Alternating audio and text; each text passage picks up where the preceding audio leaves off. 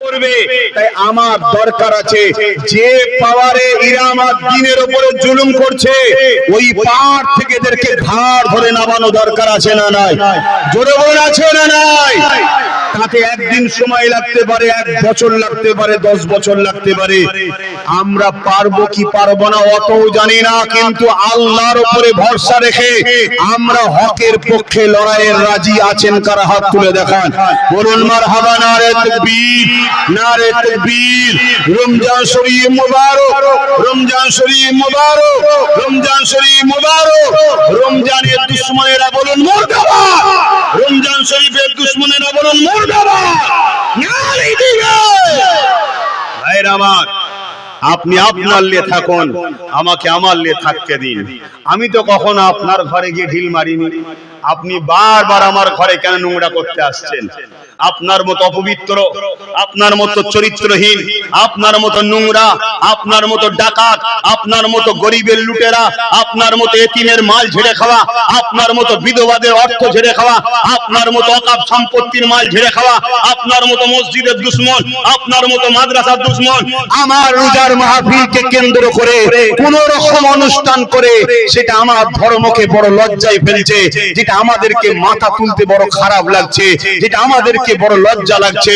হে আমার যুবক, এর পাশাপাশি এটাও মনে রাখবেন, ইসলামের যুগে যুগে সবথেকে বড় দুশমন ছিল একদল নামধারী মুসলমান। তোমাদের এলাকায় এরকম নামধারী মুসলমান আছে না নাই?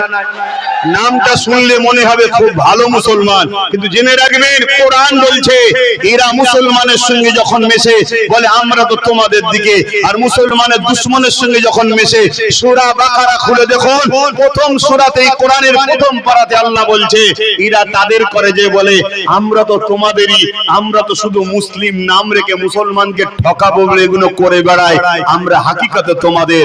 এদেরকে যদি চিনতে না পারেন, বারবার আপনারা ঠকে আসছেন, আগামীতে আরো ঠকবেন। তবে আজ যদি ঠকেন, আগামী দিন কিন্তু আর উপায় থাকবে না উঠার। আমি ইসলামের কথা বলছি না, আপনার কথা বলছি।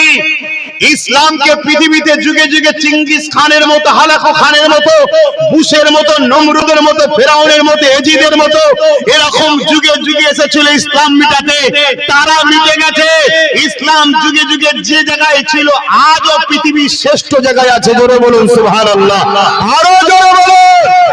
এই গত মাসে সাউথ আফ্রিকার সবথেকে বড় গির্জার যিনি প্রধান যাজক ছিলেন, তিনিও ইসলাম কবুল করেছে। জোরে বলুন সুবহানাল্লাহ।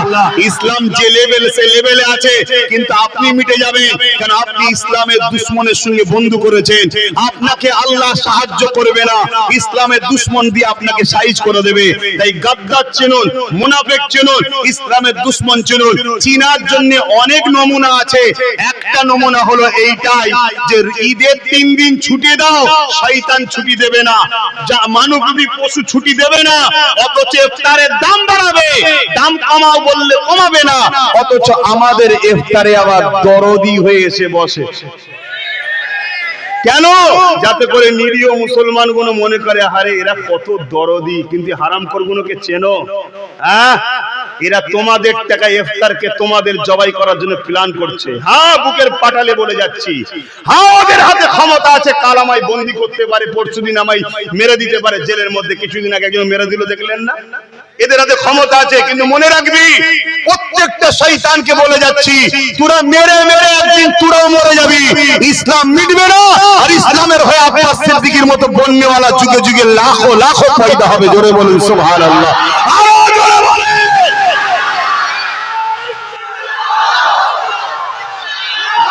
ভাইরা আমার, বড় দুঃখ খুলে বলে যাচ্ছি, কি হচ্ছে আমার ইফতারটাকে নিয়ে, কি হচ্ছে? নিরীহ সরল প্রাণ মানুষ সারাদিন রোজা রেখেছে, পাড়ায় ঢাক বেজিয়ে দিলে আবার কি না গেলে মারবো, না গেলে মারবো, না গেলে ঘর ভেঙে দেবো, না গেলে দোকান বন্ধ করে দেবো, না গেলে দোকানে বসতে দেবো না, না গেলে ওই যে বাজারে সবজি বিক্রি করে ওখানে যেতে দেবো না, না গেলে এই করব, না গেলে ওই করব। এ যুবক, এত দাদাগাড়ি কোন পাওয়ার নিয়ে? জোরে বলেন, কোন পাওয়ার নিয়ে? ওই পাওয়ার তোমরা দিচ্ছ বলেই পাই, বুক ঠুকে বলে যাচ্ছি। সে ওইটা হোক আর এইটা হোক, আগের হোক তার আগের হোক, যতদিন তোমরা তেজপাতা ছিলে ততদিন এদের দাদাগিরি ছিল। আজ থেকে আর তেজপাতা নয়, প্রতিজ্ঞা নাও, অল্প হোক আর বেশি হোক, আজ থেকে আমরা নুন হব, নিজেকে নুন বানাবো। কমসে কম আমার গায়েও পোকা লাগবে না, আর আমি ছাড়া কারো চলবে না। এই রাজি আছো না নাই? অনেকে বলে তোরা ছোট মানুষ কি করবি? আরে ছোট তো বড় হয়, কিন্তু বড় আবার কি হয়? ছোট হয় না মরে যায়? তা তোদের যাবার সময় হয়েছে, আমাদের এখনো টাইম আছে। নাউজুবিল্লাহ, অন্য মানে নেবেন না, আমি জানি। আমিও কালকে থাকতে পারিনি, আমার আব্বা, আমার দাদু, আমার নানা অনেক মুরব্বী রয়ে গেছে, হয়তো আমি কাল চলে যাবো, ওটা বলছি না। কিন্তু হাকিকাতটা কি বলছে? একটা বাচ্চা সে জানে আমি যুবক হব, একটা যুবক সে জানে আমি বিবাহিত হব বা মধ্যবয়স্ক হব, একটা মধ্যবয়স্ক সে জানে আমি বুড়ো হব, আর বুড়ো কি জানে? আমি আমার বাপগুলোকে বলছি না, আব্বা কিছু বুড়ো এখন হঠাৎ করে লেগেছে, বুঝতে পারছেন না? আমি আগেই বলেছিলাম গোস্ত গোস্ত হয়, উজড়ি উজড়ি হয়, বলেছিলাম না? এদের সঙ্গে থাকিস নি, কিন্তু আমার তখন দলে কম ছিল লোক। এই রিসেন্ট দেখলাম আমার দিকে লোক বেশি হয়েছে, তাই আমি জিতে গেছি। বুঝতে পারছেন না? পারেন না? হ্যাঁ, আমার ছেলে এখন চালাক হয়ে গেছে। আল্লাহ করে, আগে বুকা ছিল বলেই তো তেজপাতা ছিল। এখন তেজপাতা আছে নাকি আর কেউ? এখন আর কেউ তেজপাতা নেই। তেজপাতা মানে কি? রান্নার কাজে লাগে, কিন্তু খাওয়া যায় না।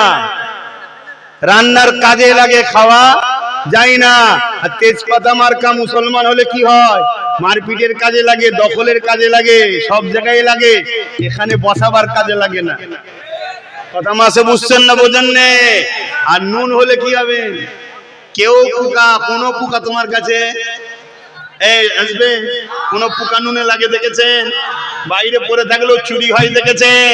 কেন জানে নুন একটু যদি বেশি হয়ে যায় না সব হেজে যাবে। কি শুনতে কেমন লাগে? নুন, হ্যাঁ নুন, কিন্তু নুন ছাড়া সব বেকার। গোশো বেকার, আলু বেকার, পটল বেকার, উচ্ছে বেকার, শাক বেকার, লাউ বেকার, সব বেকার।